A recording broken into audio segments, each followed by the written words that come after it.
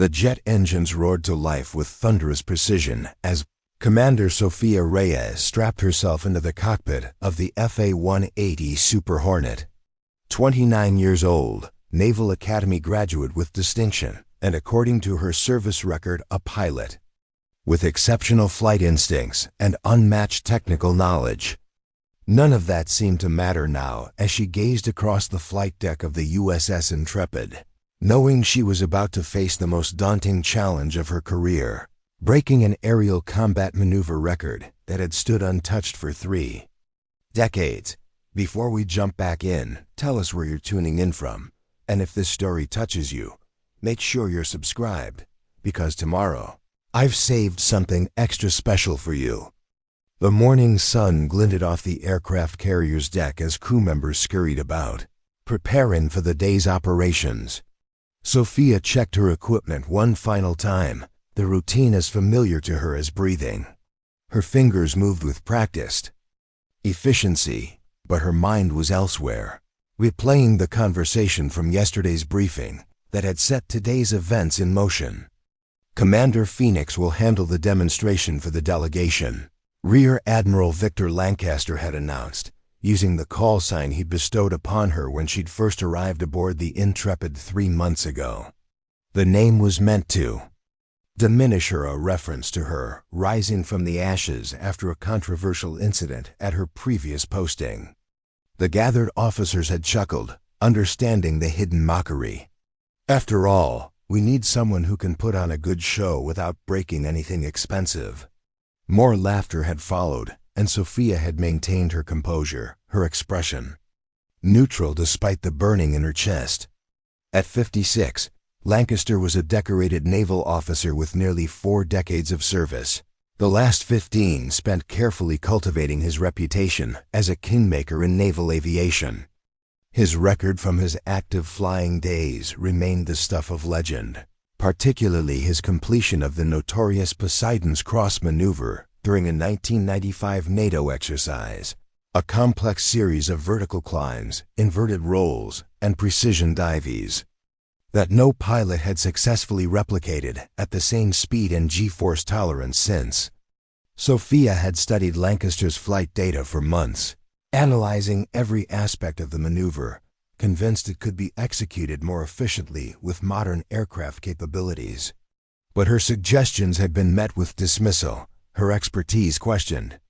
At every turn, despite her stellar record and advanced degrees in aeronautical engineering, Commander Reyes came the voice of her weapons systems officer, Lieutenant Marcus Chen, breaking through her thoughts. Final checks complete. We're cleared for takeoff in sequence 3. Copy that, Sophia replied, her voice calm and professional despite the tension coiling inside her.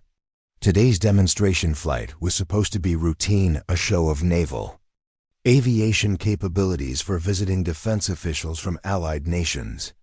But Sophia had made a decision during those sleepless hours after yesterday's briefing, a decision that could either cement her place in naval aviation history or end her career entirely. She was going to attempt Poseidon's Cross, not as it had been flown 30 years ago, but as she knew it could be flown today faster, sharper, and with greater precision than even Lancaster had achieved in his prime. The flight deck officer gave the signal, and Sophia felt the familiar surge of power as the catapult launched her aircraft from the carrier's deck. The Super Hornet rocketed forward, pressing her back into her seat as they went from 0 to 165 knots in under 2 seconds. The sensation never got old, that perfect moment of controlled violence, of human and machine becoming one entity propelled into the vast blue expanse of sky impossibility. Intrepid control. Phoenix 1 is airborne and proceeding to demonstration area, she reported, using the call sign that had been meant as a subtle insult, but which she had privately embraced. If Lancaster wanted to call her Phoenix, then today she would show him exactly what rising from ashes looked like. Phoenix 1, Intrepid control. Acknowledged. Maintain heading and prepare for standard demonstration sequence. VIP observers are in position. The controller's voice was crisp and professional, giving no indication of the tension that had been building on the carrier for weeks. Sophia had arrived on the USS Intrepid 94 days ago, transferred from the Naval Air Station in Fallon, Nevada, after what her superiors had termed an incident of questionable judgment. The reality was more complex. She had questioned the safety protocols during a multinational training exercise, refusing to sign off on flight plans she believed put pilots at unnecessary risk. Her concerns had later been vindicated when simulation testing revealed potential catastrophic outcomes, but the damage to her reputation had already been done. In the tight-knit world of naval aviation, being labeled difficult or not a team player could end promising careers. What should have been a prestigious assignment as the Intrepid's first female tactical demonstration pilot had quickly revealed itself as something else, entirely a position where she could be contained, controlled, and if necessary, discredited. "You understand how this works, Commander," Captain James Wilson, the carrier's XO, had told her privately during her first week aboard. "Admiral Lancaster handpicks his protégés. Everyone else is just passing through. Keep your head down. Do exactly what's expected, and maybe you'll salvage something from this tour." But keeping her head down had never been Sophia's strength. The daughter of a Marine Corps helicopter pilot and a NASA engineer, she had grown up understanding that excellence wasn't just about following orders. It was about pushing boundaries and finding better ways forward.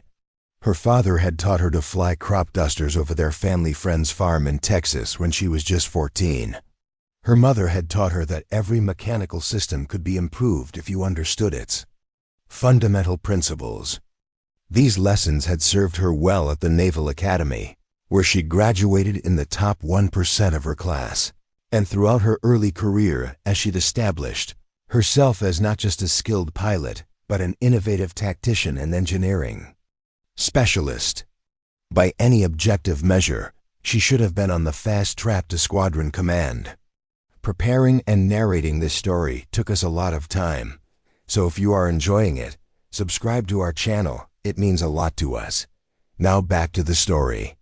Instead, she found herself navigating the treacherous waters of a carrier deployment, where her gender, her youth, and her unwillingness to accept the status quo had made her an outsider from day one. "Approach in demonstration zone, Commander," Lieutenant Chun reported. "VIP observation helicopter is in position at the designated coordinates." "Acknowledged," Sophia replied, feeling a surge of adrenaline as she mentally prepared for what was to come. The standard demonstration would last approximately 12 minutes, a choreographed sequence of maneuvers designed to showcase the Super Hornet's capabilities within safe parameters. The finale was supposed to be a high-G climbing roll, impressive, but well within the comfort zone of experienced naval aviators. But Sophia had something else planned. Something that would either establish her as a pilot worthy of respect or confirm every dismissive assessment Lancaster had made about her. Judgment. As the Super Hornet sliced through the clear blue sky, Sophia began the demonstration sequence. Each maneuver was executed with textbook precision, the aircraft responding to her touch as if it were an extension of her own body. From her peripheral vision, she could see the VIP helicopter hovering at a safe distance, its passengers undoubtedly impressed by the display of American naval aviation prowess. "Looking good, Phoenix," came the voice of the observation officer aboard the helicopter.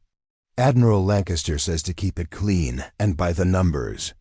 Of course he did, Sophia thought, executing a perfect barrel roll that transitioned smoothly into a high-speed pass.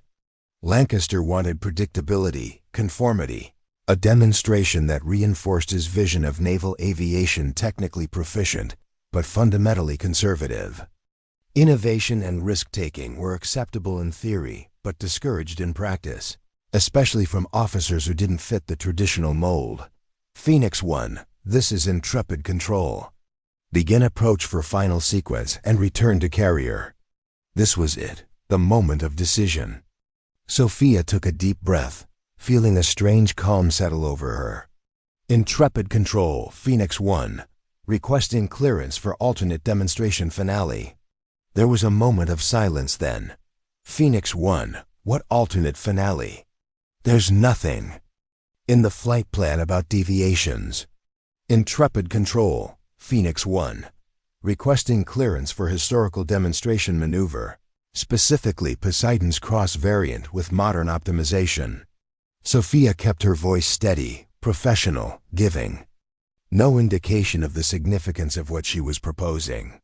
Another silence, longer this time, and she could imagine the frantic conversation happening on the bridge. Then a new voice, Lancaster himself. Phoenix, this is Admiral Lancaster. Negative on that request. Complete standard demonstration and return to the ship immediately. Sophia hesitated for a fraction of a second. In that moment, she saw her entire career flash before her eyes, the years of training, the barriers overcome, the sacrifices made. She also saw with perfect clarity what would happen if she followed orders now.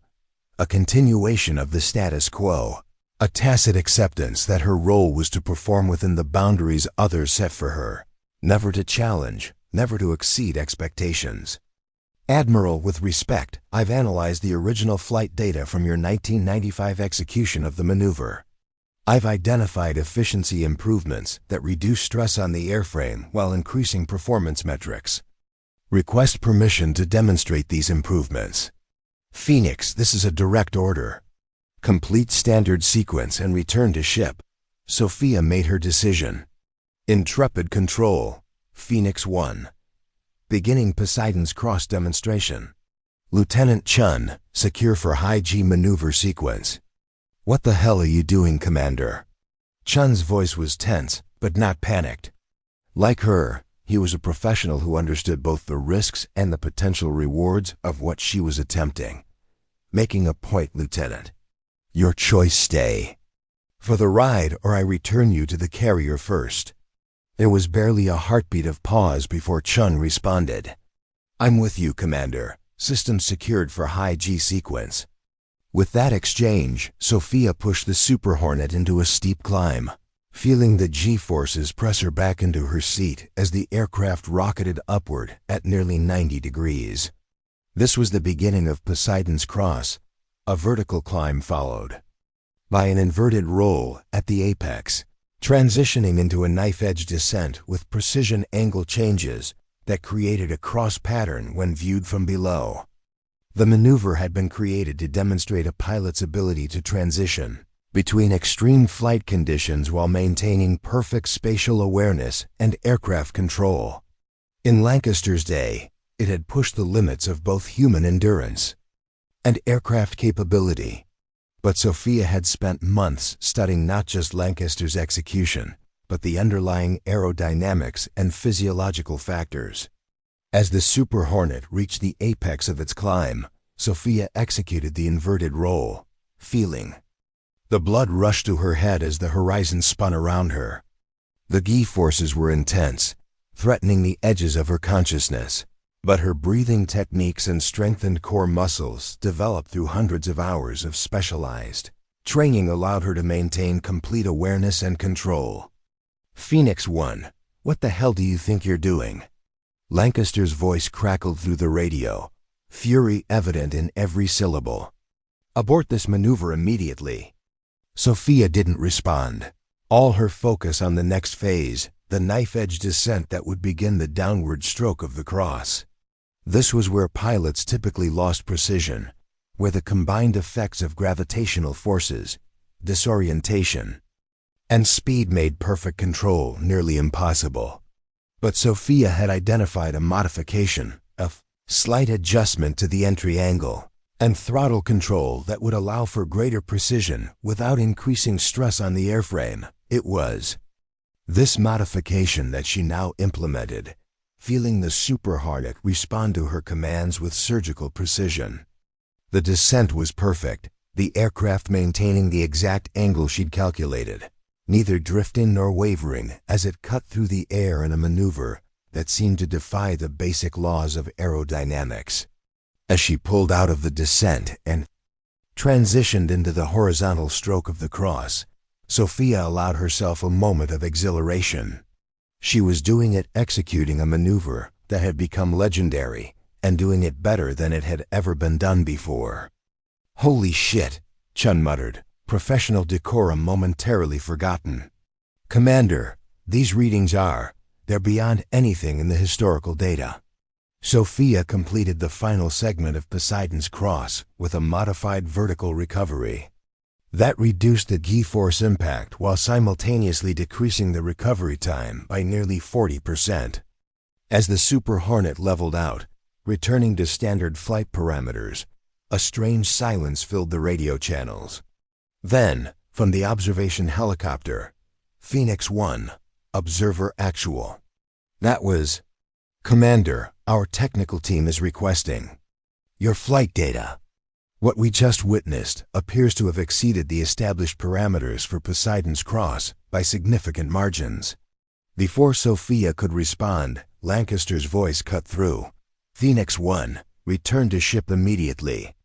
Commander Reyes, consider yourself grounded pending review." "Copy that, Intrepid Control. Phoenix 1 returning to ship." Sophia felt strangely calm despite knowing that she had likely just ended her naval career. The maneuver had been better than perfect. She had proven what she set out to prove, not just to Lancaster but to herself. Whatever happened next, that accomplishment couldn't be taken from her. As the Super Hornet approached the carrier, Sophia completed her landing checks with the same meticulous attention to detail that characterized everything she did. The arresting cable caught the aircraft with a jolt, bringing it to a controlled stop on the flight deck. As she powered down the systems, Sophia could see a contingent of officers waiting nearby. Lancaster's imposing figure at the front, his face set in a mask of controlled fury. "You ready for this?" Chun asked as they completed the shutdown sequence. "I've been ready since the day I arrived, Lieutenant." Sophia removed her helmet and prepared to face whatever consequences awaited her. As she descended from the aircraft, Admiral Lancaster approached. Flanked by Captain Wilson and several other officers Sophia recognized as part of the Admiral's inner circle. Behind them stood the delegation of foreign defense officials who had been observing the demonstration, their expressions a mixture of amazement and diplomatic neutrality. "Commander Reyes," Lancaster began, his voice low but intense, "what you just did was a direct violation of orders, a reckless endangerment of a $30 million aircraft, and a disgraceful display of insubordination. You are relieved of duty pending formal review. Report to my office at 1600 hours." Sophia came to attention, her posture perfect despite the exhaustion that was beginning to seep into her muscles after the high-G maneuver. "Yes, sir." As Lancaster turned to leave, one of the foreign officials, a woman in her 50s wearing the uniform of the Royal Air Force with Air Marshal insignia, stepped forward. "Admiral Lancaster, if I might have a word before you proceed with any formal actions." Lancaster paused, clearly caught between his desire to discipline Sophia immediately and the diplomatic necessity of accommodating an important ally. "Of course, Air Marshal Blackwood. Perhaps we could discuss this in the briefing room." "Actually," Blackwood replied, her crisp British accent giving her words additional weight, "I'd like Commander Reyes to join us. What we just witnessed deserves a full technical discussion." Lancaster's jaw tightened, but he nodded curtly. "As you wish. Commander, you will accompany us to the briefing room." As they walked across the flight deck, Sophia maintained her professional demeanor, but inside, she was preparing for the end of her career. She had known the risks when she decided to execute Poseidon's Cross. What she hadn't anticipated was the intervention of a foreign officer, especially one of Blackwood's rank and reputation.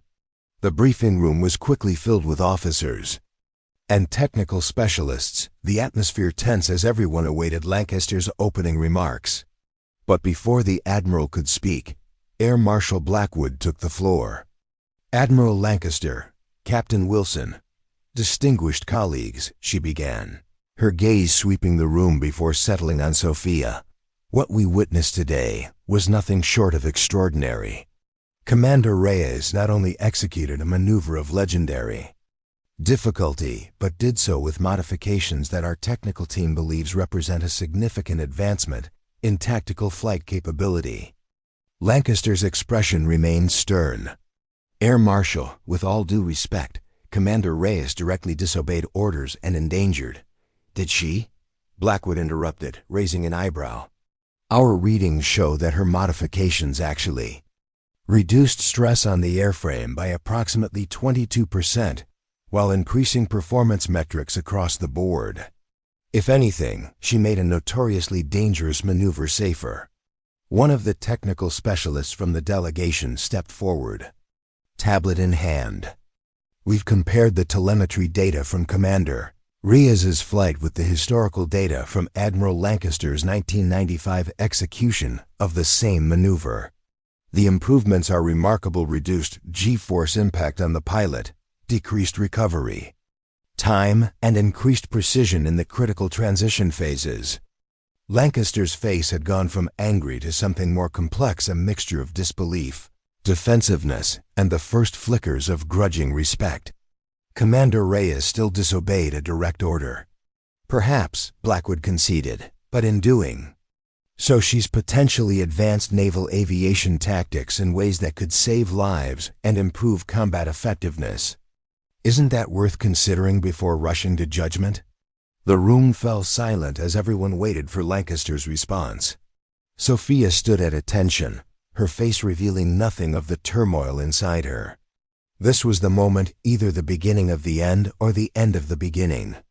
Lancaster looked at her directly for the first time since she'd landed. Where did you learn to fly like that, Commander? I studied your execution of the maneuver extensively, sir, Sophia replied honestly. But the modifications came from applying principles I learned studying advanced aerodynamics at MIT during my shore rotation last year. You studied my flight? There was a note of surprise in Lancaster's voice. Yes, sir. It's been the gold standard for 30 years. Every pilot in the Navy knows about Poseidon's Cross and your record-setting execution of it. Something shifted. In Lancaster's expression, a softening around the eyes, a slight relaxation of his rigid posture. And you believed you could improve on it. I believed modern understanding of aerodynamics and advanced aircraft capabilities offered opportunities for optimization, sir. The original execution was perfect for its time and the available technology. For a long moment, Lancaster said nothing, merely studying her with an intensity that made lesser officers fidget. Sophia met his gaze steadily. Finally, he turned to Captain Wilson. Have Commander Reyes's flight data analyzed by our engineering team. I want a complete report by 0800 tomorrow. Then, to Sophia.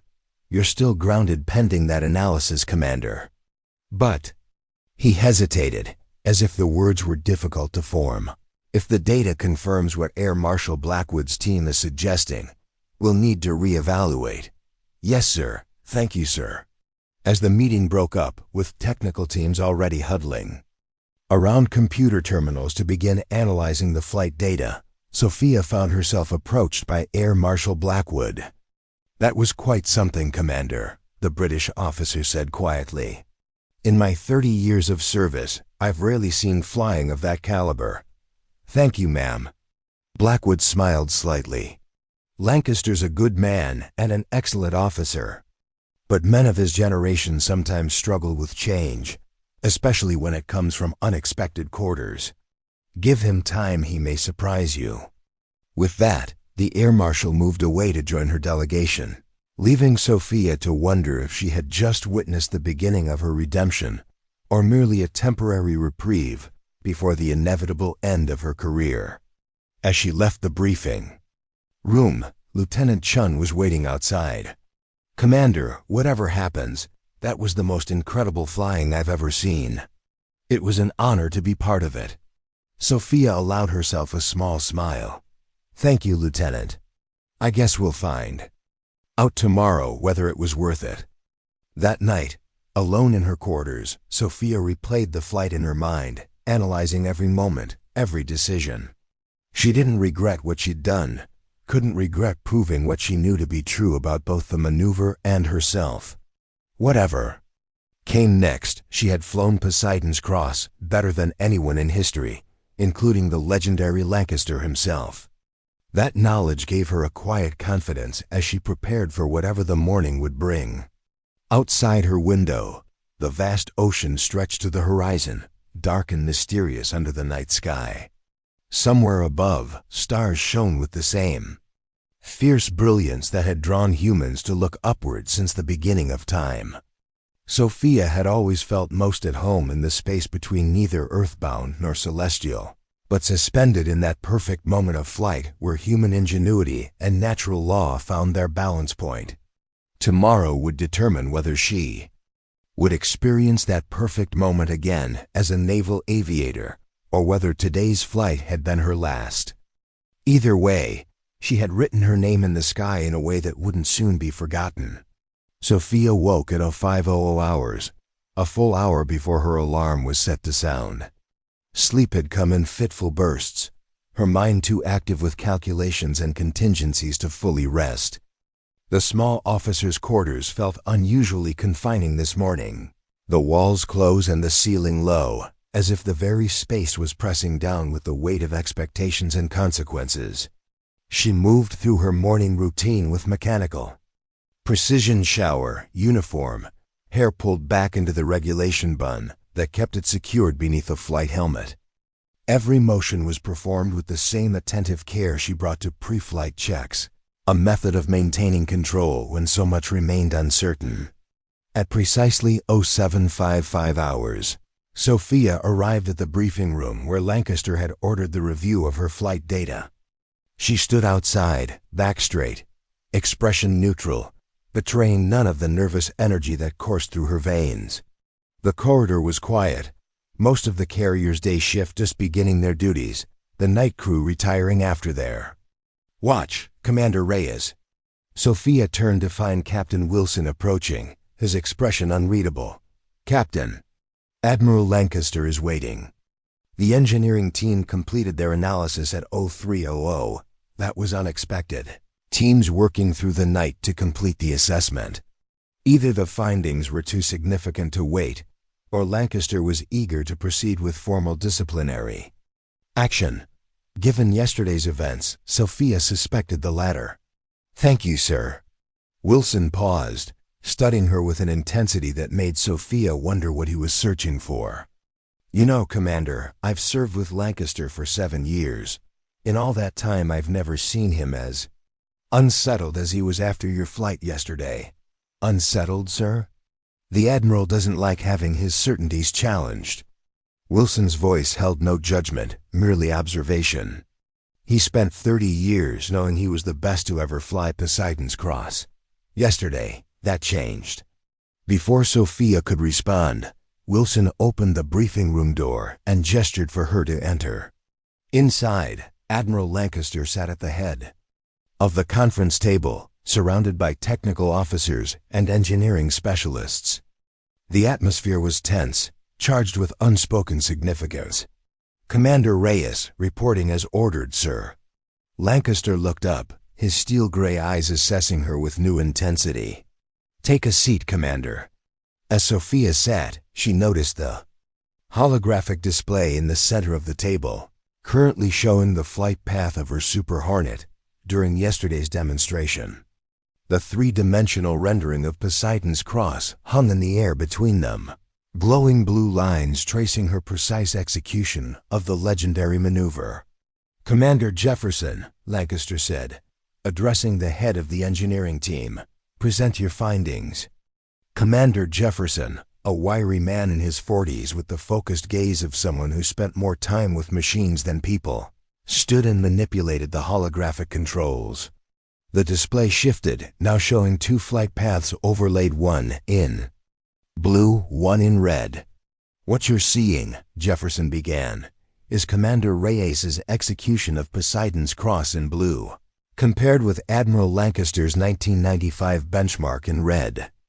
Our analysis confirms what the British technical team initially suggested. Commander Reyes's modifications reduced airframe stress by 23.7%, while simultaneously increasing performance metrics across all key indicators. The display shifted again, showing detailed telemetry data. Particularly notable is the modified entry angle for the knife-edge descent and the optimized throttle control during the inverted roll transition. These modifications not only enhanced maneuver precision but significantly reduced pilot exposure to dangerous G-forces. Jefferson continued his presentation, detailing the technical aspects of Sophia's flight with the enthusiasm of an engineer who recognized genuine innovation. As he spoke, Sophia watched Lancaster's expression shift from rigid neutrality to reluctant interest. The Admiral leaned forward, asking pointed questions about specific aspects of the maneuver, his expertise evident in the precision of his inquiries. In summary, Jefferson concluded, Commander Reyes's execution of Poseidon's Cross represents a significant advancement in tactical flight capability. We recommend immediate integration of these modifications into advanced flight training protocols, subject to further validation testing. The room fell silent as all eyes turned to Lancaster. The Admiral's face gave nothing away as he studied the holographic display. The two flight paths, his and Sophia's, intertwined in a dance of past and present, tradition and innovation. Finally, he spoke.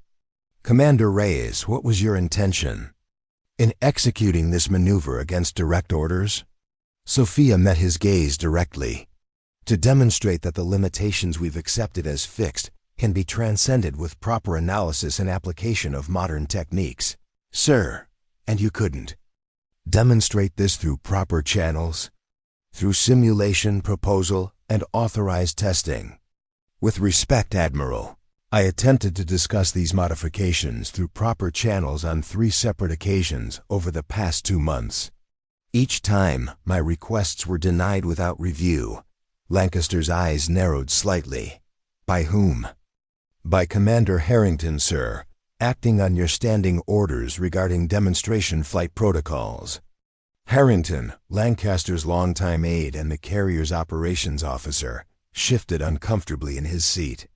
The Admiral's gaze flicked briefly toward him before returning to Sophia. I see. The words held volumes of unspoken meaning. And you felt your only recourse was to disobey a direct order during a diplomatic demonstration flight? Sophia took a careful breath. This was the moment that would define everything that followed.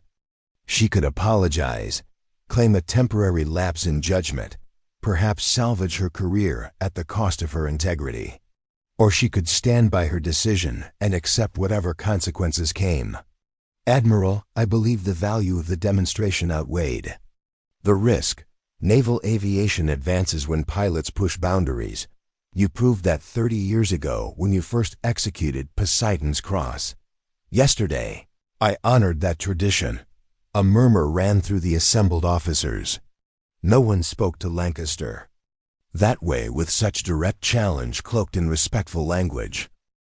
The Admiral's face remained impassive, but something flickered in his eyes, a complex emotion that might have been anger, might have been something else entirely. Commander Jefferson, Lancaster said, his gaze still fixed on Sophia. You're dismissed. Please ensure your full report is distributed to the appropriate technical divisions by end of day. As Jefferson and his team filed out, leaving only Lancaster, Wilson, and a few senior officers, the atmosphere in the room grew heavier, more charged with unspoken possibilities. Commander Reyes, Lancaster began, his voice measured. You've placed me in a difficult position. On one hand, your insubordination cannot go unaddressed. On the other, your demonstration has potential tactical value that cannot be ignored.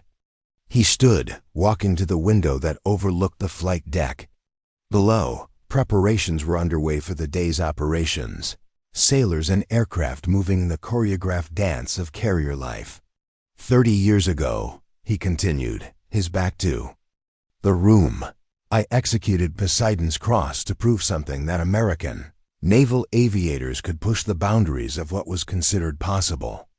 My commanding officer at the time, Admiral Thompson, nearly grounded me permanently for the risk I took. Lancaster turned, and for the first time, Sophia saw something unexpected in his expression, a grudging respect, perhaps even the ghost of a smile. Instead, he challenged me to prove it wasn't a fluke, to develop the maneuver into a tactical capability that could be taught, replicated, incorporated into our combat doctrine. That challenge shaped the next decade of my career. The Admiral returned to the table, studying the holographic display of Sophia's flight path. Your execution was superior to mine in every measurable aspect. The data is unequivocal. The question now is what you intend to do with this achievement. Sophia felt a sudden shift in the conversation, as if the ground beneath her had unexpectedly changed. "Sir, Phoenix," Lancaster said, using her call sign without the mockery that had previously accompanied it. "You've broken my record. Now, I need to know if you're prepared to do what I did, turn a moment of individual brilliance into something that strengthens our entire aviation community." Captain Wilson leaned forward. "Admiral, are you suggesting?" "I'm suggesting, Captain, that talent should be properly utilized." Lancaster's gaze remained fixed on Sophia. "Commander Reyes, effective immediately, you are appointed to head a new tactical flight development initiative. You will assemble a team to fully document and standardize your modifications to Poseidon's Cross with the goal of incorporating them into our advanced training curriculum." Sophia maintained her composure with effort, though her pulse quickened. "Yes, sir. Thank you, sir." "Don't thank me yet, Commander. This isn't a reward, it's a challenge. You'll have 6 weeks to validate your methodology, develop training protocols, and demonstrate that your modifications can be taught to other qualified pilots. If you succeed, your contribution will be formally recognized and incorporated into naval aviation doctrine. If you fail—" He left the sentence unfinished, but the implication was clear. This was no pardon, but a trial by fire, a chance to prove that yesterday's flight was more than a reckless moment of individual brilliance. "I understand, Admiral." "Good. You'll have access to the simulator facilities and 2 training aircraft. Captain Wilson will ensure you have the personnel and resources you need." Lancaster gathered his papers, preparing to leave. "One more thing, Commander." "Sir, your call sign." A faint smile touched the corners of his mouth. "Phoenix seems appropriate now, though perhaps not for the reasons I originally intended. Carry it with pride." With that, the Admiral left, followed by his staff, leaving Sophia alone with Captain Wilson. For a moment, neither spoke, the weight of what had just happened settling around them. "Well," Wilson said finally, "that wasn't what I expected." "No, sir." Sophia's mind was already racing, calculating what she would need, who she should recruit for her team, how to structure the validation process. Wilson studied her thoughtfully. "You know what you just witnessed, don't you?" "Admiral Lancaster giving me enough rope to hang myself, sir." The captain laughed, a short, genuine sound, that too. "But more importantly, you just saw a legend recognize his successor. Lancaster doesn't give second chances, Commander, not in his entire career. What he just gave you is unprecedented." "Why?" The question escaped before Sophia could contain it. "Because you did what he values above all else. You elevated the standard." Lancaster's record stood for 30 years not because no one tried to break it, but because no one could. "Until you." Wilson stood, straightening his uniform. "Don't waste this opportunity, Commander. It won't come again." "I won't, sir." As Wilson left, Sophia remained seated, absorbing the sudden reversal of her fortunes. Yesterday, she had been facing the end of her career. Today, she was being given the chance to transform naval aviation tactics, to codify her innovations into doctrine that would shape the next generation of pilots. But she was under no illusions about the difficulty of the task ahead. Lancaster had given her an opportunity, but also a nearly impossible challenge, to prove that what she had accomplished wasn't merely personal skill, but transferable knowledge. Not just individual brilliance, but institutional advancement. The next 6 weeks would determine not just her future, but potentially the future of naval aviation tactics. The pressure was immense, but as Sophia studied the holographic display of her flight path, tracing the perfect execution of Poseidon's Cross, with her eyes, she felt a surge of confidence. She had broken a 30-year record against all odds. She could do this too. By 1,000 hours, Sophia had secured a workspace in the carrier's Tactical Development Center, a space usually reserved for mission planning and intelligence analysis. Captain Wilson had moved with surprising speed to implement Lancaster's directive, providing her with access codes, equipment authorizations, and a preliminary roster of personnel who might be suitable for her team. Her first selection was Lieutenant Chun, her WSO from yesterday's flight. His calm under pressure and technical expertise would be invaluable. Next, she sought out Lieutenant Commander Diane Ruiz, the carrier's lead flight simulator instructor, whose understanding of training methodology would be crucial for translating Sophia's innovations into teachable protocols. For the engineering analysis, she requested Lieutenant Alex Petrov, a quiet Russian-American officer with dual degrees in aerospace engineering and computational fluid dynamics. His expertise in airframe stress analysis and performance optimization would be essential for documenting the scientific principles behind her modifications. By noon, she had assembled her core team and conducted an initial briefing, laying out the challenge before them.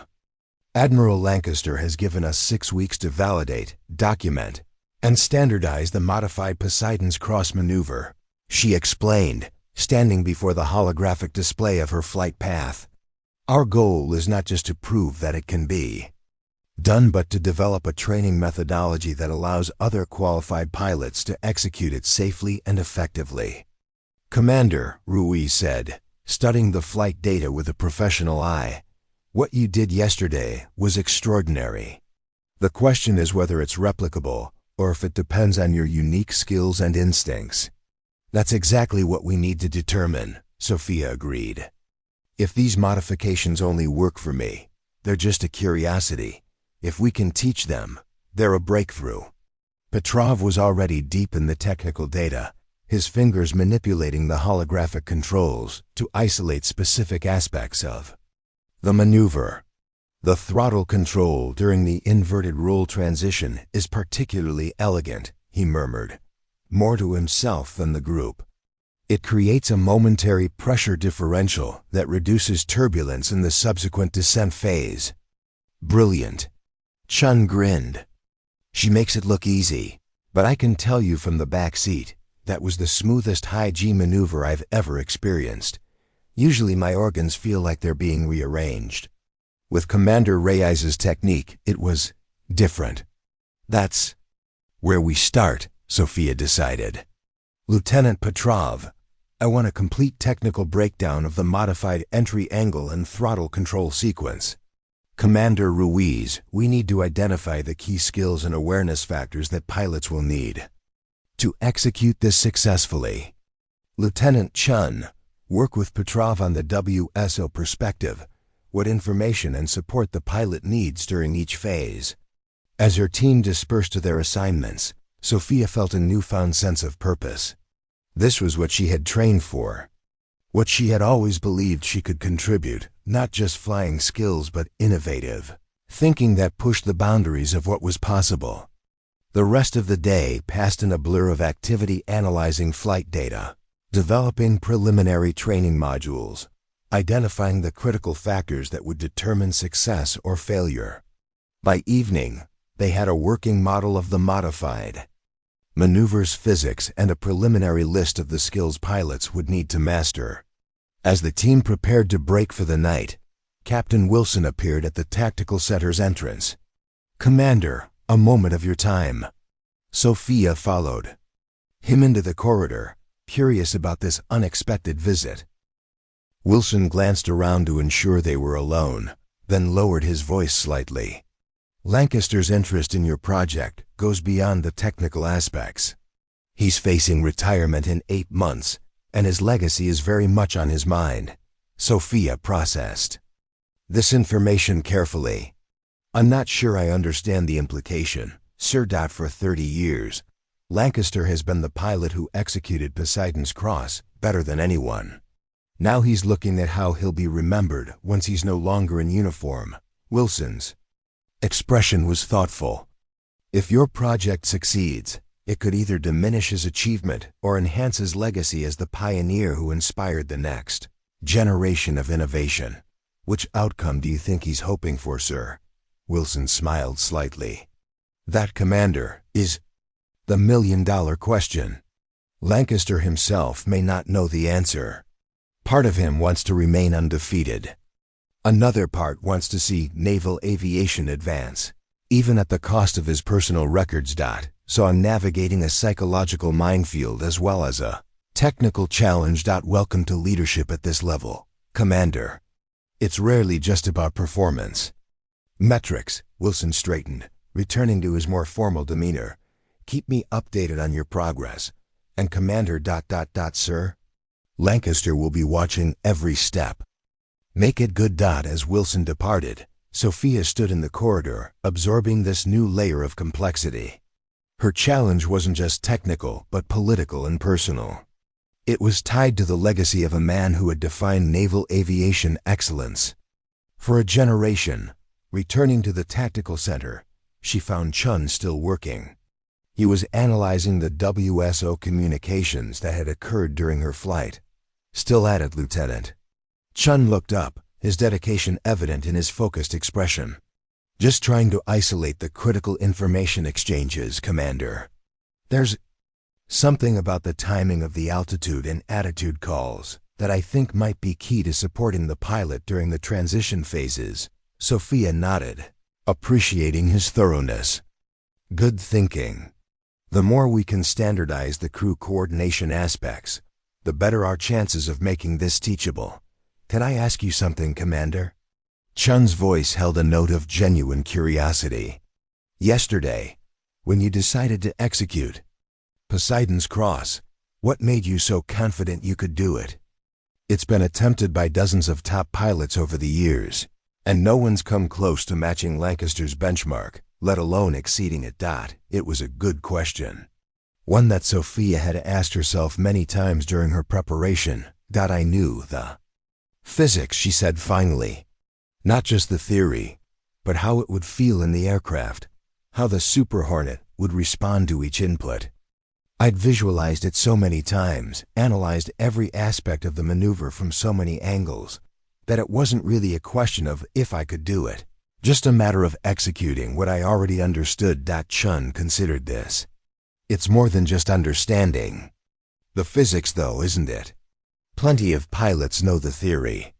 You somehow translated that knowledge into perfect execution under extreme conditions. That's the part we need to capture in our training methodology. Sophia agreed. The integration of technical knowledge with intuitive feel, the balance between precision and adaptation. It's not enough to know what to do.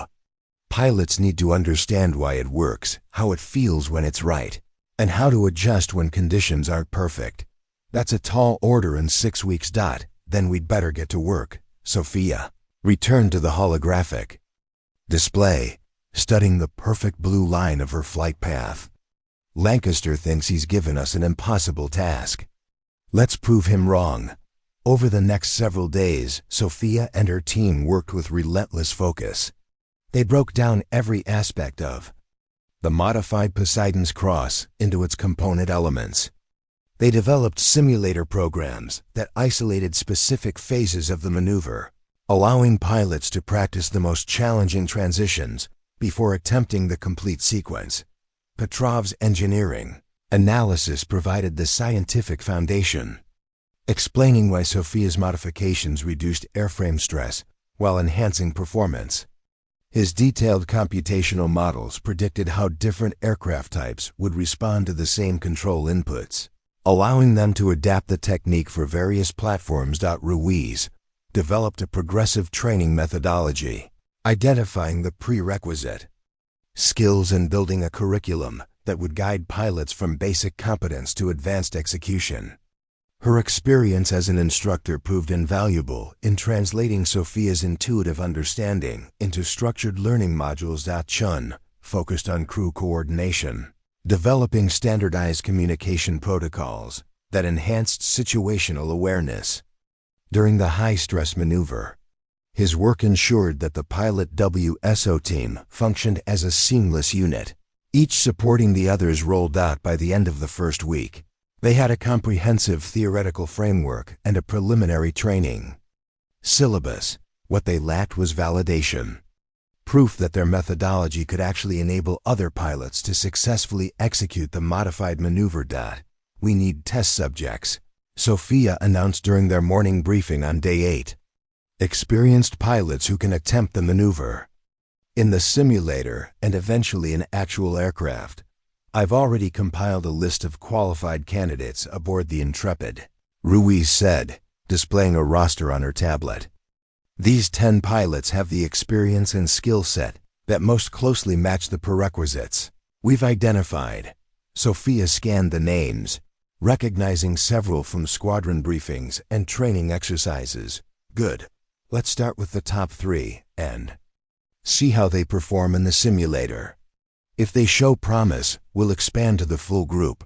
What followed was a series of intensive simulator sessions, with each test pilot attempting the modified Poseidon's Cross under Sophia's guidance. The results were mixed.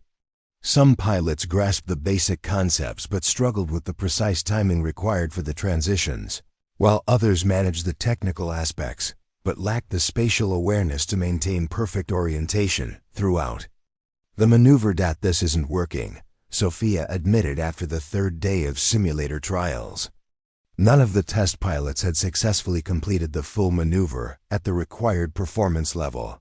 We're missing something in our methodology. The pilots understand the theory, Ruiz observed, reviewing the simulator data. They can execute each phase individually with reasonable proficiency. But when they attempt the complete sequence, something breaks down. Petrov looked up from his analysis. Perhaps it's not a technical failure but a perceptual one. Commander Reyes, when you execute the maneuver, you appear to have a different spatial awareness model than our test pilots. Different how? Sophia asked, intrigued by his observation. You anticipate transitions before they occur, adjusting your inputs proactively rather than reactively. It's as if you're sensing the aircraft state changes before the instrumentation confirms them. Chun nodded slowly. That matches what I observed from the WSO position. Commander Reyes wasn't just following a procedure. She was feeling the aircraft's behavior at a deeper level. Sophia considered this insight carefully. So the question is how to teach that level of perception, that intuitive understanding of aircraft behavior under extreme conditions. The team fell silent, contemplating this new challenge. How did one teach intuition? How could they transfer Sophia's innate feel for the aircraft to other pilots? As the silence stretched, Sophia found her thoughts turning to her earliest flying experiences. Not in sophisticated military aircraft, but in her father's crop duster over the Texas fields. She remembered the way he had taught her to feel the air, to sense the invisible currents and pressure changes that affected the aircraft's behavior. I think we've been approaching this from the wrong direction, she said finally. We've been trying to teach a procedure, a sequence of technical actions. But what makes the modified Poseidon's Cross possible is a way of perceiving a different relationship with the aircraft. How do we teach that? Ruiz asked, always focused on practical methodology. We start with fundamentals, Sophia decided. Before our test pilots attempt the full maneuver again, I want them to spend time with basic sensitivity exercises. Flying without instruments, feeling the aircraft's responses to subtle control inputs. developing a more intuitive understanding of aerodynamic behavior under stress. That's old school, Chun observed with a smile. Like how the first test pilots learned before computers and simulators. Sometimes old school is exactly what we need, Sophia replied. Technical knowledge is necessary, but not sufficient. To execute Poseidon's Cross at this level, pilots need both the science and the art of flight. This philosophical shift transformed their approach. Instead of starting with the complete maneuver, they developed a series of foundational exercises that built the perceptual skills and intuitive understanding necessary for success. Each test pilot spent hours in specially designed simulator scenarios that forced them to rely on feel rather than instrumentation, gradually developing the sensory awareness that Sophia had acquired through years of diverse flying experience.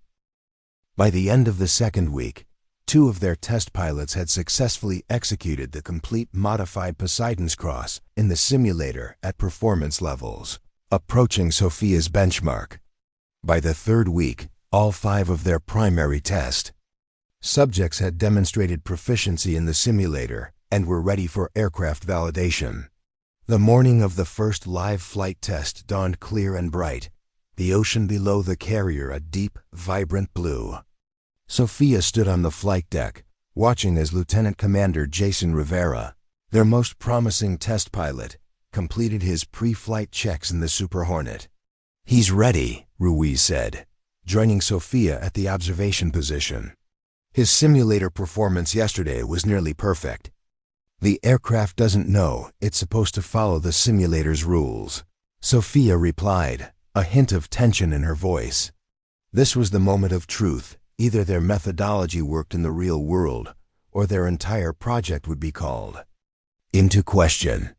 As Rivera's Super Hornet launched from the catapult, Sophia activated her tablet, displaying the telemetry feed that would allow her to monitor effect of the test flight. Chun stood beside her, handling communications with the test pilot. "Phoenix test, this is Control. You are cleared to proceed with validation sequence when ready."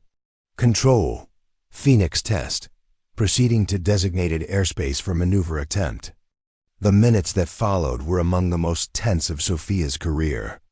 As Rivera's aircraft reached the test area and began the approach sequence for Poseidon's Cross, she found herself holding her breath, watching the telemetry data with intense focus. The vertical climb began perfectly, the Super Hornet rocketing upward with precisely the power and angle they had specified. The inverted roll at the apex showed minimal deviation from the ideal path. Then came the critical knife-edge descent, the phase where most attempts had historically failed. Sophia watched as the telemetry showed Rivera implementing the modified entry angle and throttle control sequence exactly as she had taught him. The aircraft's response was immediate and positive, maintaining the perfect descent angle with minimal turbulence. "He's doing it," Chun whispered, his eyes fixed on the data stream. "The transition is clean, G-forces within optimal range." As the Super Hornet completed the horizontal stroke of the cross and executed the modified vertical recovery, a spontaneous cheer erupted from the team. The telemetry confirmed what their eyes had seen. Rivera had successfully executed the modified Poseidon's Cross at 92% of Sophia's benchmark performance, far exceeding Lancaster's original record. "Phoenix test, this is Control," Chun transmitted, unable to keep the excitement from his voice. "Maneuver execution confirmed successful. Performance metrics excellent. Return to ship." "Control, Phoenix test, that was incredible coming home." As Rivera's Super Hornet approached the carrier for landing, Sophia felt a profound sense of validation. They had done it, proven that her innovations weren't just personal skill, but transferable knowledge. Not just individual brilliance, but institutional advancement. When Rivera emerged from his aircraft, his face flushed with the exhilaration of successful high-performance flight, Sophia approached with her team. "Congratulations, Commander. How did it feel?" Rivera removed his helmet, his expression one of amazement. Like nothing I've ever experienced, ma'am. The aircraft. It was like it knew what I wanted before I did. Your perception training made all the difference. I wasn't just executing procedures. I was feeling the air, anticipating the transitions before they happened. That's exactly what we were hoping for, Sophia said, genuine pleasure in her voice. You've just made history, Commander. As the team celebrated this first validation success, Sophia noticed a figure watching from the edge of the flight deck, Admiral Lancaster, his expression unreadable at this distance. She excused herself from the group and approached him, coming to attention when she reached his position. Admiral. Lancaster nodded slightly, his gaze still on the Super Hornet being secured on the deck. Impressive, Commander. Your test pilot executed the maneuver with exceptional skill. Thank you, sir. Commander Rivera has worked extremely hard to master the modified technique, and your training methodology appears effective. One successful test doesn't prove the concept, of course, but it's a promising start. Sophia sensed something beneath the Admiral's professional assessment, a complex mixture of emotions that she couldn't quite decipher. We have 4 more test pilots prepared for validation flights over the next week, sir. If they achieve similar results, I believe we'll have demonstrated that the modified Poseidon's Cross can be taught and executed by qualified aviators. Lancaster turned to her, his gaze direct and penetrating. You've accomplished in 3 weeks what many thought impossible, Commander. But the real test isn't whether your innovations can be taught to a few exceptional pilots under controlled conditions. It's whether they can be integrated into our combat doctrine, enhancing our tactical capabilities in real-world scenarios.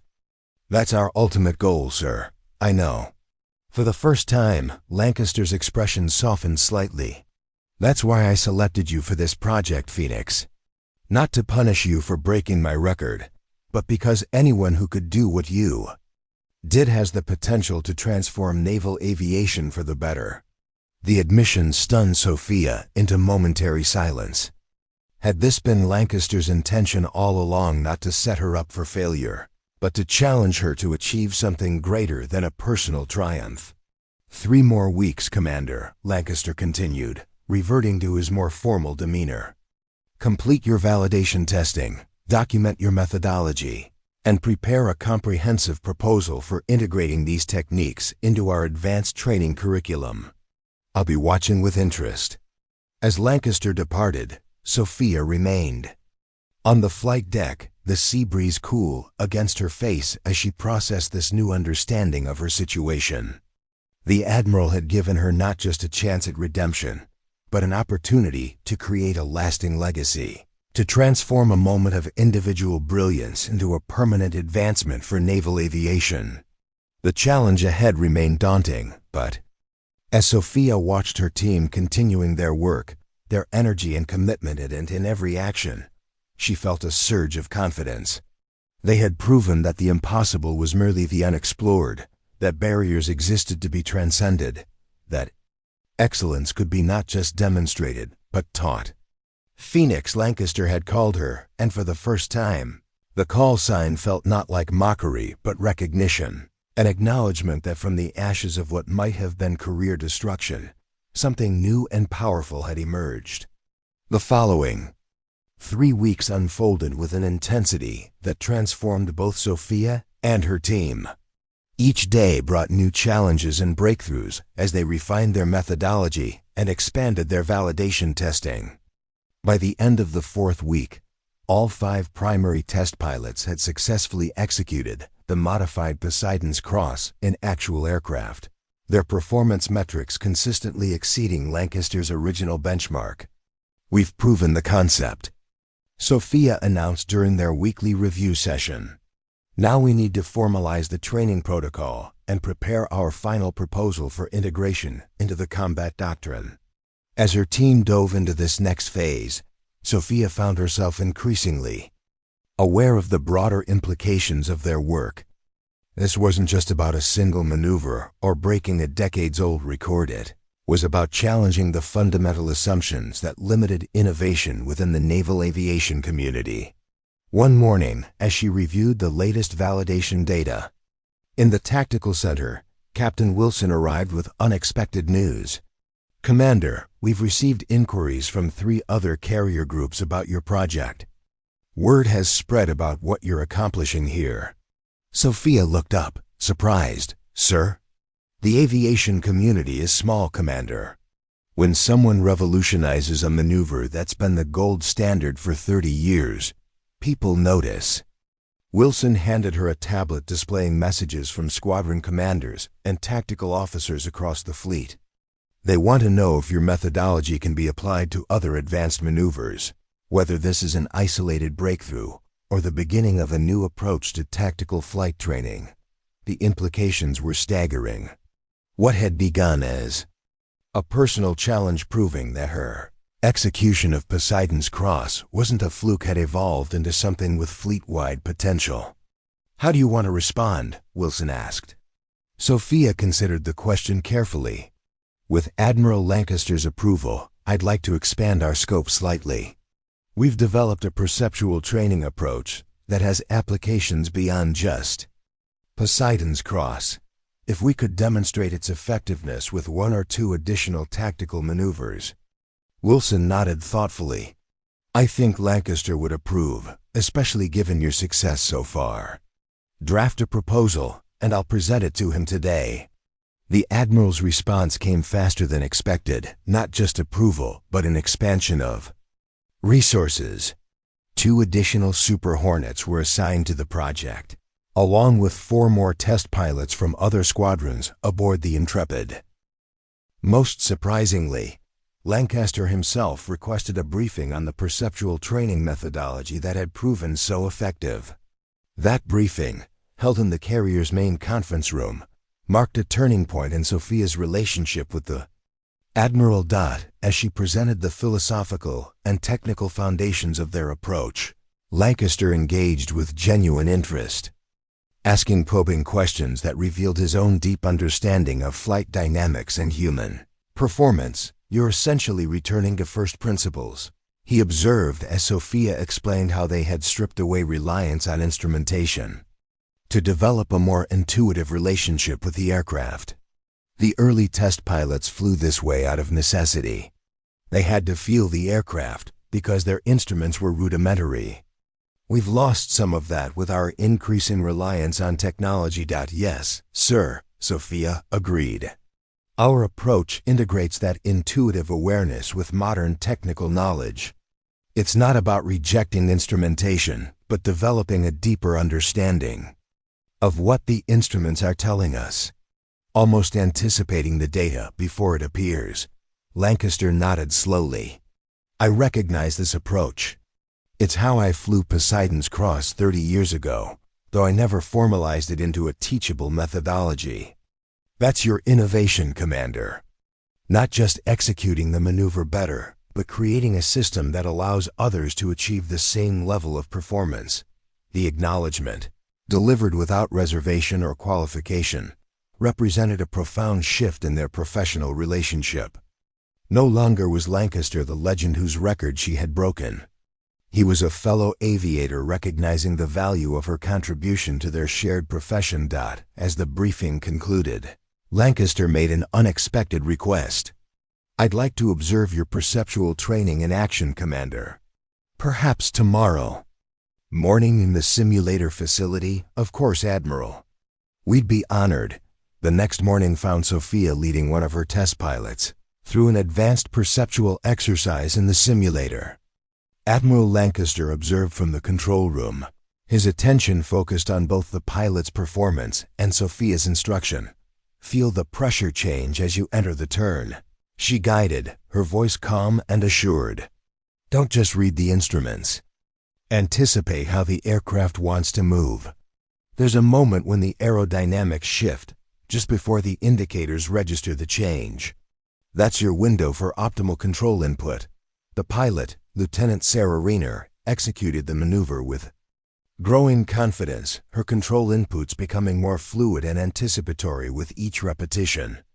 By the sixth attempt, she was responding to the aircraft's behavior before the warning indicators flashed, maintaining perfect control through a sequence that would have challenged even the most experienced aviators. Excellent, Lieutenant, Sophia said as the simulator run concluded. You're not just flying the aircraft. You're becoming part of its aerodynamic signature. That's the mindset that makes the difference in extreme performance environments. As Reiner exited the simulator pod, Lancaster approached, his expression thoughtful. Impressive work, Commander. Your instruction methodology is unusual but undeniably effective. Thank you, sir. I'd like to try it myself, the Admiral said, surprising everyone present. Not the full Poseidon's Cross. I'm not current in the Super Hornet. But perhaps one of your perceptual training exercises. A hush fell over the simulator facility. Admiral Lancaster hadn't piloted an aircraft in training exercises for at least 5 years, focusing instead on his command responsibilities. His request to personally experience Sophia's methodology represented both professional curiosity and a level of respect few had ever received from him. Of course, Admiral. We have several foundation exercises that would be appropriate. For the next hour, Sophia guided Lancaster through a series of simulator exercises designed to develop the perceptual awareness at the heart of her approach. Despite his years away from active flying, the Admiral's skills remained sharp, his responses becoming more intuitive with each repetition. It's remarkable, he said as he emerged from the simulator pod, a hint of genuine excitement in his voice. I've always had a certain feel for aircraft behavior, but your methodology makes it explicit. It converts intuition into teachable technique. This has applications far beyond Poseidon's Cross. That's our assessment as well, sir. Lancaster studied her with new appreciation. You've created something significant here, Commander. Something that could transform how we train the next generation of naval aviators. That's my hope. Admiral. It's more than hope at this point. Lancaster straightened, making a decision. I want you to prepare a comprehensive presentation for the Naval Aviation Tactical Development Conference next month. Your work deserves a broader audience. The news sent a surge of excitement through Sophia's team. The annual Tactical Development Conference was the premier forum for innovation in naval aviation, attended by squadron commanders, training officers, and strategic planners from across the fleet. Presenting their methodology in that venue would give it immediate visibility and credibility at the highest levels. This is huge, Chun said as they returned to the tactical center. The TDC is where career-defining innovations get recognized. It's also where half-baked ideas get torn apart by the most experienced pilots in the Navy, Ruiz pointed out, though her expression was more excited than concerned. We need to make sure our presentation is bulletproof. Then let's get to work, Sophia replied, already planning how to structure their presentation for maximum impact. We have 3 weeks to prepare, and I want our methodology to be so compelling that no one can dismiss it. The days that followed were a wind of activity as the team consolidated their findings, refined their documentation, and prepared for the most important presentation of their careers. Sophia pushed them relentlessly, demanding the same precision and excellence in their work that she demanded of herself in the cockpit. Every aspect of our presentation needs to reflect the quality of our methodology, she insisted during one late-night session. The aviation community is inherently conservative.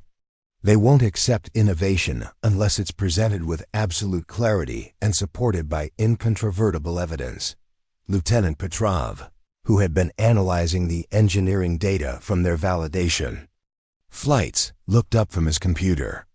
Commander, I've been comparing the stress telemetry from our test pilots' executions of the modified Poseidon's Cross. There's something interesting in the data. What have you found? Each pilot has a slightly different signature, a unique pattern in how they handle the transition phases. But all of them show reduced airframe stress compared to traditional execution methods. It's as if your perceptual training is allowing them to find the optimal path through the maneuver, even though that path varies slightly based on their individual flying style. Sophia moved to his workstation, studying the overlaid telemetry graphs. That's significant. It suggests our methodology isn't forcing pilots into a rigid template, but teaching them to find their own optimal execution based on fundamental principles. Exactly, Petrov agreed, excitement evident in his normally reserved demeanor. It's not about mimicking your specific technique. It's about developing the perceptual framework that allows each pilot to discover their most efficient execution. This insight became a central element of their conference presentation, distinguishing their approach from traditional training methodologies that emphasize standardized procedures. Sophia's innovation wasn't just a better way to execute a specific maneuver. It was a new paradigm for how pilots could relate to their aircraft in high-performance environments. As the conference date approached, Admiral Lancaster took an increasingly active interest in their preparation, reviewing their presentation materials and offering insights from his decades of experience in naval aviation leadership. You need to address the safety implications more explicitly, he advised during one review session. The reduced airframe stress and improved pilot awareness don't just enhance performance. They potentially reduce accident rates in high-stress combat situations. That's a compelling argument for fleet-wide adoption. His guidance was invaluable, reflecting not just technical expertise, but a deep understanding of the institutional dynamics that would determine whether their innovation was embraced or resisted by the aviation community. 1 week before the conference, as Sophia was reviewing the final version of their presentation in her quarters, a message arrived from Captain Wilson. Admiral Lancaster requests your presence on the flight deck at 0700 tomorrow. No further details provided. The unusual summons left Sophia curious and slightly concerned. Had there been some change in their conference plans? Some new challenge to their methodology that needed to be addressed? She arrived on the flight deck at precisely 0700 to find an unexpected scene. A Super Hornet prepared for flight, with Admiral Lancaster standing nearby in full flight gear, something he hadn't worn in years. "Good morning, Commander," he greeted her, a hint of anticipation in his voice. "I hope you don't mind a slight change to your schedule today. I've been certified current in the Super Hornet, took care of that quietly over the past 2 weeks. Today, I'd like to see your modified Poseidon's Cross executed from the best possible vantage point, the cockpit, with you at the controls." The invitation stunned Sophia. Admiral Lancaster wanted to fly with her, to experience her execution of the maneuver firsthand. "It would be an honor, sir." "Good. Pre-flight briefing in 10 minutes. I'll be in the WSO position, purely as an observer. This is your flight, Commander." The pre-flight briefing was brief and professional, with Lancaster asking pointed questions about how he should prepare for the G-forces and sensory experience of the modified maneuver. Then they were walking to the aircraft, completing final checks and settling into the cockpit with the practiced efficiency of experienced aviators. As the catapult launched them from the carrier's deck, Sophia felt a unique sense of responsibility. She was about to demonstrate her innovation to the very person whose record she had broken, whose legacy she had challenged. The pressure was enormous, but as they reached the demonstration area and she prepared for the maneuver, Sophia found herself settling into the calm, focused state that had always been her strength in the cockpit. "Ready for Poseidon's Cross, Admiral?" "Proceed when ready, Commander. Show me what Phoenix can do." Sophia executed the maneuver with flawless precision, each phase flowing into the next with the natural grace of water finding its course downhill. The Super Hornet responded to her touch as if it were reading her thoughts, anticipating her intentions before her hands moved the controls. The vertical climb, the inverted roll, the knife-edge descent, the horizontal stroke, the modified recovery, each element performed at the very edge of the aircraft's capability, but with a control that made it seem almost effortless. As they leveled out, completing the maneuver, Lancaster's voice came through her headset. Quiet but clear. "Now I understand." The words held volumes of meaning, acknowledgement, recognition, perhaps even a passing of the torch from one generation of excellence to the next. For the remainder of the flight, they spoke little, each processing the significance of what had just occurred. Upon their return to the carrier, as they completed the post-flight checks, Lancaster finally broke the comfortable silence that had settled between them. 30 years ago, when I first executed Poseidon's Cross, I knew I'd done something special, pushed beyond what was thought possible. Today, flying with you, I felt that same sensation again, but from a different perspective. I was witnessing the future of naval aviation taking shape. Thank you, Admiral. That means a great deal coming from you. It should. Lancaster removed his helmet, his expression unusually open. You know, when you first broke my record, part of me was resentful. 30 years of being the benchmark, suddenly surpassed. But today I realized something important. Records exist to be broken. That's how we advance, how we grow beyond what previous generations thought was the limit. As they walked across the flight deck, Lancaster continued, "The true measure of a legacy isn't how long your records stand. It's how you inspire those who come after you to reach further than you did. By that standard, seeing what you've accomplished, not just executing the maneuver, but creating a methodology that allows others to do the same, I can be proud of my contribution. Your record stood for 30 years, Admiral. That's an extraordinary legacy. And now it's your turn to build on that foundation, to push the boundaries even further." Lancaster stopped, turning to face her directly. "That's why I'm recommending you for command of the Tactical Flight Development Squadron after the conference. They need leadership that understands innovation isn't just about technology, it's about human potential, about seeing possibilities where others see limitations." The news left Sophia momentarily speechless. The Tactical Flight Development Squadron was the Navy's premier unit for advancing combat flight capabilities, its commanding officer a position of enormous influence in shaping the future of naval aviation. "I'm honored, Admiral. But there must be more experienced officers in line for that command. Experience isn't always about years, Commander. It's about insight, about vision, about the ability to transform individual excellence into institutional advancement. You've demonstrated those qualities in ways that more senior officers haven't." As Lancaster walked away, leaving Sophia to absorb the magnitude of this potential career leap, she felt a profound sense of validation.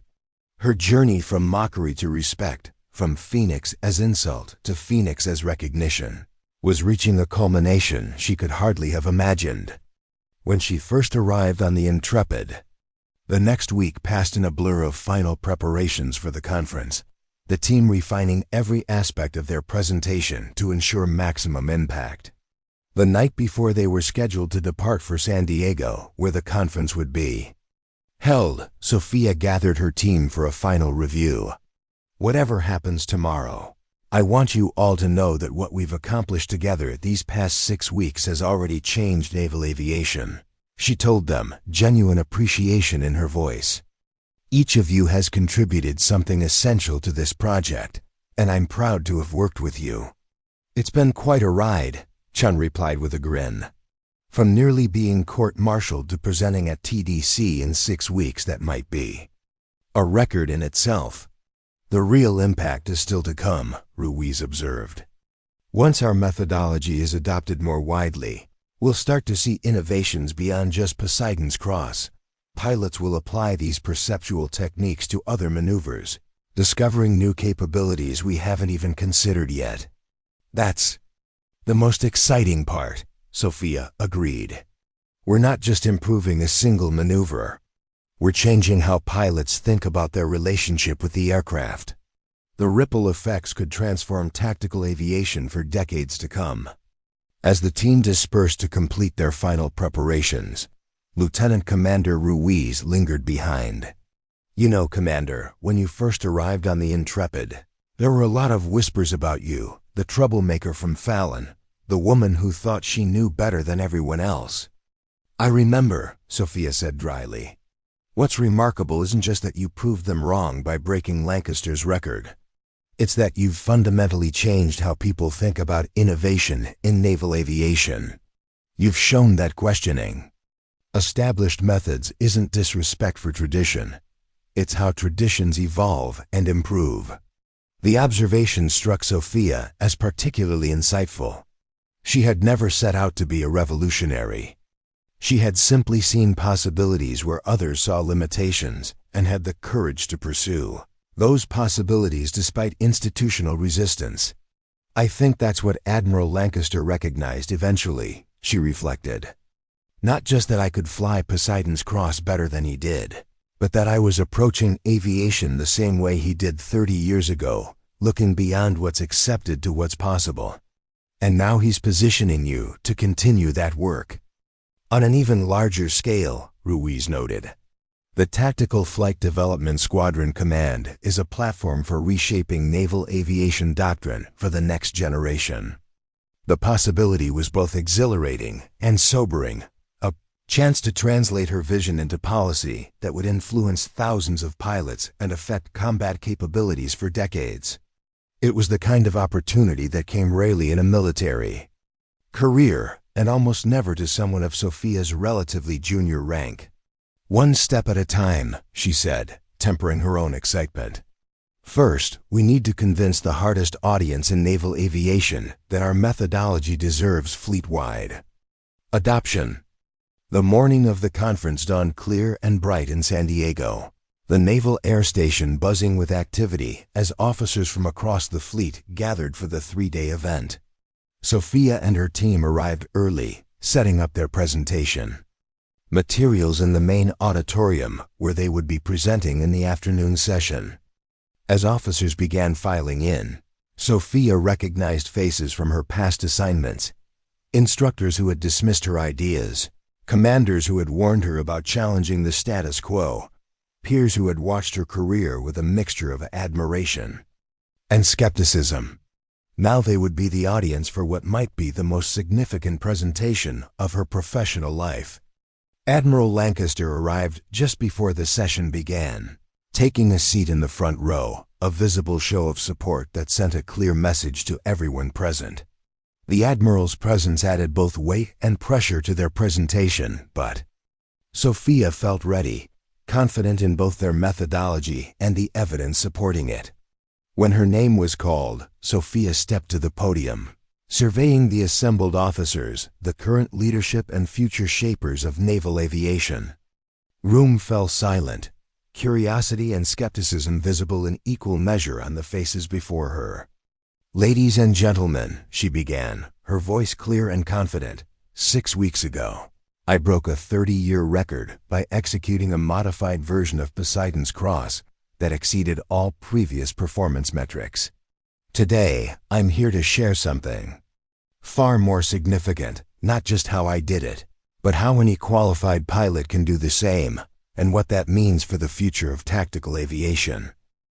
As she launched into their presentation, displaying the flight data, the engineering analysis, and the remarkable results of their training program, Sophia could feel the atmosphere in the room shifting from skepticism to interest, from interest to engagement, and finally, from engagement to excitement. When she invited Lieutenant Commander Rivera to describe his experience learning and executing the modified maneuver, the audience leaned forward, captivated by his first-hand account. "I've been flying Super Hornets for 8 years, Rivera told them, and I thought I understood the aircraft's capabilities. Commander Reyes's perceptual training methodology opened my eyes to a whole new dimension of awareness and control. It's not just about flying better. It's about understanding flight differently." By the time Sophia concluded the presentation, outlining the broader applications of their methodology beyond Poseidon's Cross, the room was buzzing with energy. The question period that followed was intense but overwhelmingly positive, with Squadron commanders and training officers eager to understand how they could implement these techniques in their own units. As the session ended and officers crowded around to continue the discussion, Admiral Lancaster made his way to Sophia's side. "Well done, Commander. You've given them something to think about, and more importantly, something they can use immediately to enhance their own capabilities." "Thank you, Admiral. The response seems positive." "More than positive. You've started a conversation that will continue long after this conference ends." Lancaster surveyed the animated discussions taking place throughout the auditorium. This is how meaningful change happens in large institutions, not through mandates from above, but through compelling ideas that spread on their own merits. As the day continued, with Sophia and her team engaged in detailed discussions with officers from across the fleet, she reflected on the journey that had brought her to this moment. From the mockery of her call sign to the respect now evident in how her colleagues addressed her, from the isolation of professional exile to the centrality of innovation leadership, from breaking a single record to potentially reshaping naval aviation doctrine, the transformation was as complete as it was unexpected. That evening, during the conference reception, Sophia found herself approached by a junior lieutenant, a woman whose nervous determination reminded her of herself not so many years ago. "Commander Reyes," the young officer began, "I wanted to thank you, not just for today's presentation, though that was incredible, but for what you represent to many of us." "What I represent?" "That it's possible to challenge the status quo and be validated. That excellence can't be denied, even when it comes from unexpected sources." The lieutenant hesitated, then added, "When they announced that Phoenix would be presenting today, I heard someone ask if that was the same Phoenix who broke Lancaster's record. The answer was, that's not what they call her anymore. Now it's Phoenix because she's shown us all how to rise." Sophia smiled, recognizing the poetry of the transformation, how a name meant to diminish had become a symbol of something greater than herself. "What's your name, Lieutenant?" "Torres, sir. Alexandra Torres. I'm with VFA-41. "Well, Lieutenant Torres, remember this. Call signs are given to us, but their meaning is ours to define. Make yours mean something that matters." As Torres moved away, Sophia felt a presence beside her and turned to find Admiral Lancaster, who had overheard the exchange. "Good advice, Phoenix. Though I suspect you've already redefined that call sign beyond anything I could have imagined when I gave it to you." "It served its purpose, sir. Indeed it has." Lancaster raised his glass in a subtle toast. "To call signs that become legends, and to pilots who show us that the sky has no limits, only the ones we place there ourselves." Sophia raised her own glass, acknowledging both the journey completed and the one just beginning. "To rising higher, sir. Always higher." The Tactical Flight Development Squadron, or TFDS, occupied a unique position in naval aviation, neither a traditional combat unit nor a pure research organization, but a hybrid entity tasked with bridging the gap between theoretical innovation and practical combat application. Located at Naval Air Station Fallon, Nevada, ironically the same base from which Sophia had been effectively exiled just months earlier, the squadron brought together the Navy's most creative pilots, engineers, and tactical thinkers in an environment where conventional wisdom could be challenged and new possibilities explored. 8 months after her transformative presentation at the Tactical Development Conference, Commander Sophia Reyes assumed command of TFDS in a ceremony that drew attention across the naval aviation community. At 30, she was the youngest commander in the squadron's history and its first female leader, facts that generated as much skepticism as excitement among traditionalists in the aviation establishment. Admiral Lancaster, nearing his retirement date, presided over the change of command ceremony, using the occasion to make a powerful statement about the future of naval aviation.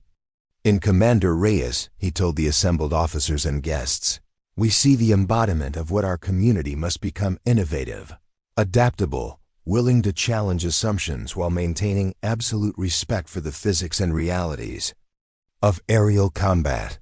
Her call sign Phoenix was once bestowed with different intentions, but she has transformed it into a symbol of renewal and evolution, exactly what the Tactical Flight Development Squadron exists to foster. As Lancaster pinned the command insignia to her uniform, he added quietly, for her ears alone, "Don't let them constrain your vision, Commander. They'll try, the bureaucracy always does. Remember why you're here." "I will, sir. Thank you for your faith in me." "It's not faith," Lancaster replied with a slight smile. "It's recognition of demonstrated capability. There's a difference." The exchange captured what had become the essence of their professional relationship: mutual respect, built on shared commitment to excellence, tempered by Lancaster's hard-earned wisdom about navigating the complex waters of military leadership. Sophia's first months in command were a whirlwind of activity as she assessed the squadron's ongoing projects, evaluated personnel, and began implementing her vision for how TFDS could advance naval aviation capabilities. Her reputation had preceded her the officer who broke Lancaster's legendary record, who developed a revolutionary training methodology, who rose from professional exile to command in less than a year. The story had taken on almost mythic proportions, creating both opportunities and challenges as she established her leadership. Some members of the squadron embraced her appointment enthusiastically, seeing in Commander Reyes a leader who understood both technical innovation and the realities of combat flying. Others maintained a wait-and-see attitude, reserving judgment until she proved herself in this new role. A small but vocal minority resisted, clinging to traditional hierarchies and uncomfortable with her meteoric rise. Lieutenant Commander Marcus Walsh, the squadron's operations officer and a 20-year veteran with deep institutional connections, emerged as the unofficial leader of this resistant faction. During her third week in command, he requested a private meeting to discuss concerns about the squadron's direction. "Commander," Walsh began once they were alone in her office, "with all due respect to your accomplishments, there's significant concern about the pace and scope of changes you're implementing." Sophia leaned back in her chair, studying the man before her, intelligent, experienced, and deeply invested in the status quo. "What specific concerns, Commander Walsh?" "Your emphasis on perceptual training is diverting resources from established programs with proven track records. Your reorganization of the testing protocols has disrupted workflows that have been refined over years. And your personnel assignments." He hesitated, then pressed on, "seem to favor less experienced officers with unconventional backgrounds over those with traditional qualifications." The critique was both expected and revealing, not just of Walsh's perspective, but of the resistance she would face throughout the naval aviation community as she pushed for meaningful change. "Commander Walsh, do you know why TFDS exists?" Sophia asked, her tone conversational rather than confrontational.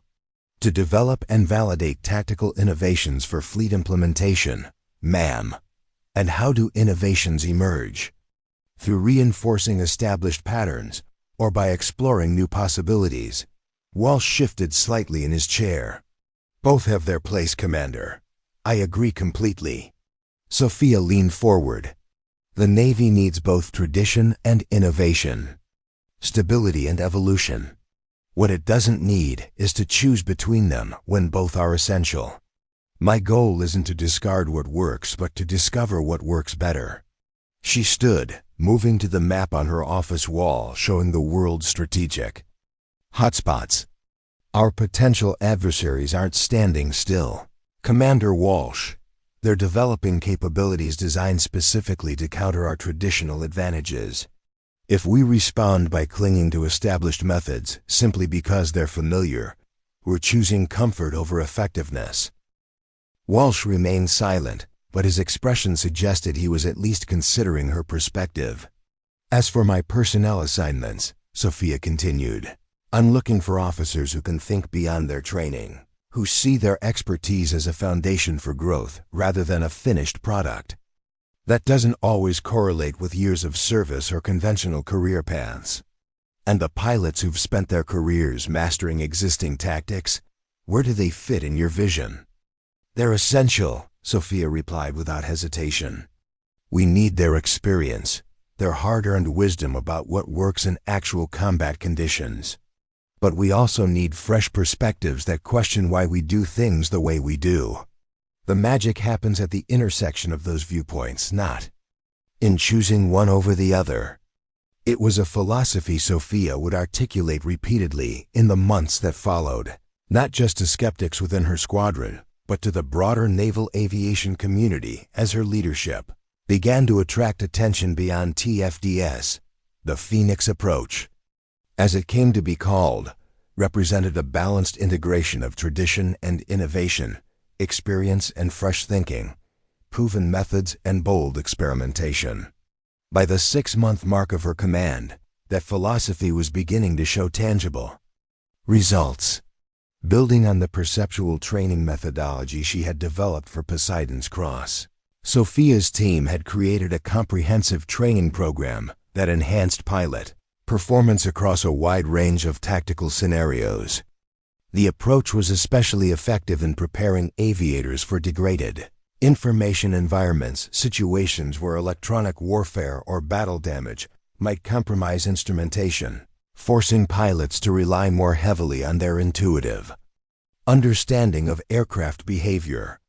Up next, you've got 2 more standout stories right on your screen. If this one hit the mark, you won't want to pass these up. Just click and check them out. And don't forget to subscribe and turn on the notification bell so you don't miss any upload from us.